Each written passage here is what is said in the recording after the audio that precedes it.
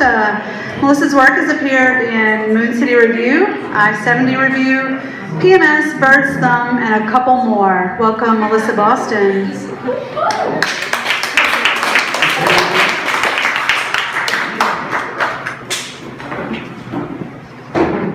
I hope I don't have too many P's. Or B's. All right. What you once called little mercies. We've slept for too long in our rented bed, next to long windows. What is it we've overlooked? Your island looms between the horizon and the sea line, but you will not miss your ferry. It will arrive on time. You will leave early. We must have slept for too long because we were lost in ourselves, remained too long in our lull. We moved our rented bed closer to our long rented windows, slept with our backs to your growing island. We moved the rented furniture around. Clearly a lot's been going on and we've refused to recognize it. Our bills gathering in individual trays at separate post offices. We will collect them when we wake in other places. I will leave on a delayed flight that will bring me to tomorrow 5 hours earlier than you will have to wake. It's not just a matter of time zones. It's not just a matter of long silences. We've simply slept for too long, tormented by the currency of bought time. I overlooked you closing the curtains. You overlooked me closing the door to our rented room. Edna's sleeping at Grand Isle. What else could she have been but body parts laid out naked on white sheets that swallow her? The sea mouth dampened by sweat, I would part only those lips to save her. With the single touch of my fingertip to that soft sea, the salt would gather into a solid mass. How many creatures, ourselves included, would come to lick it down when awakened? Her body breaks into water, only to dry in the winding sheeted sea. Assignation. What else could have been done to avoid the touching of bodies? Shifts of directions that kept us employed on others more or less beneficial. As time would have it, my repetition of apologies, your repetition of to be continueds, command even a little bit of light. Love, this light prevents the downfall, but stronger air is needed to feed it. Already I find a lack of it, and there you are, hands cupping the little flame you have to offer in the stillest hours, till I awoke and remembered the dark interior that keeps me from dreaming your face and the quiet falling of rain. The day begins in rain. The trains have stopped running their courses and the businesses' open signs no longer glow. The workers decide to sit in storage sheds for cigarettes and cups of coffee. They are cold, tired. The ground is covered in leaves, bug carcasses, discarded deli bowls. A worker discovers how to spell cigarette without autocorrect, then quietly heads back inside before the sun burns holes in the remainder of the night sky. The day begins in smoke. A red glow from an open sign glares against thick dusts of windows, and fingerprints slowly come into focus on the glass door. If looked through closely, another world comes into view for a moment. Fresh brewed coffee with milk, yesterday's newspaper, cured meats and varied cheeses. A worker with trembling hands empties water from the deli case. Another rotates the chocolates and pastries with almonds and figs. The day begins in wind. Street lamps grow silent as the moths return to dark corridors, their wings drum against lower sashes of windows. Trains begin to pull away nocturnal smells with their departures.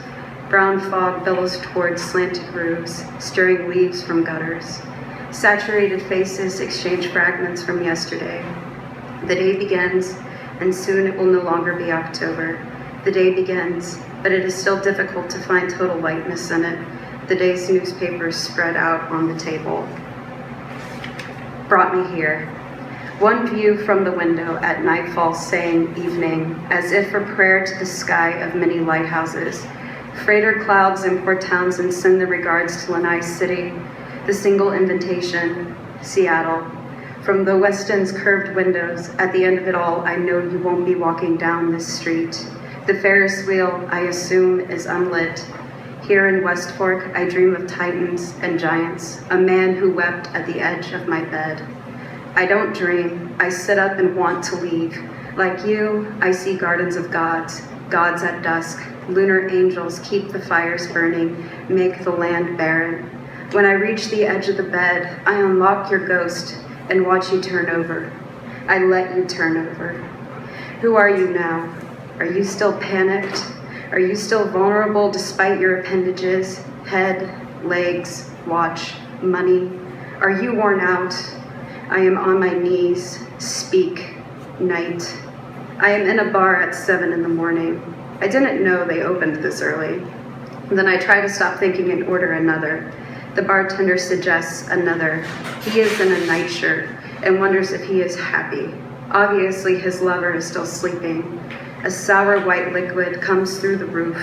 I am thinking of a rotting western larch, the morning cloak, the ununique gray hair streak.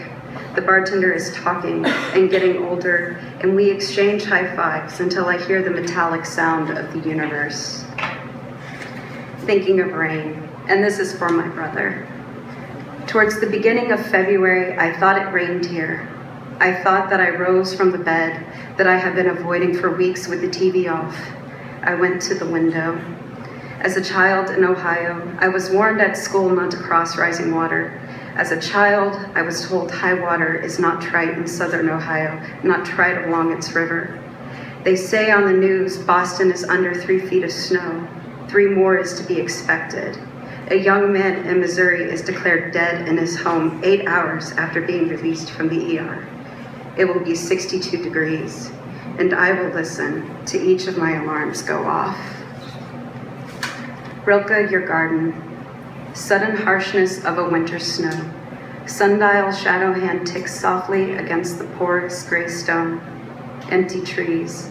All is fallen. It wanted to remain intact. Leaves to branches, umbels of wild carrot, fennel. How one feels a small life shortness, yet one still feels the vastness past the ha-ha's mark. You don't survive in me because of memories, and he returned to breaking frozen soil. Everything is long gone. The West, now yellow and violet, reminded him of something once living, warm, the last green touching blue. This is my last one. Vow. 4 days we waited to arrive. A sky as blue as before the silt rose to the surface of the sea. At dawn, the birds dreamed of the whale's returning song, lost loves as dark-winged as ever. I dreamed, yes, but not like you. Complete narratives of a familiar story.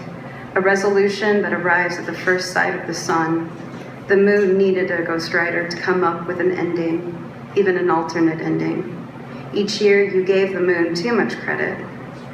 But those were dark days, and now they are just dark memories that fill my head. We breathe a sigh of relief, maybe.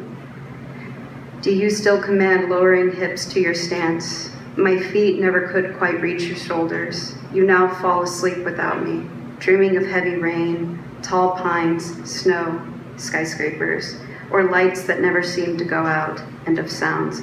I dream of the sea, us swimming, and you saying that was on purpose.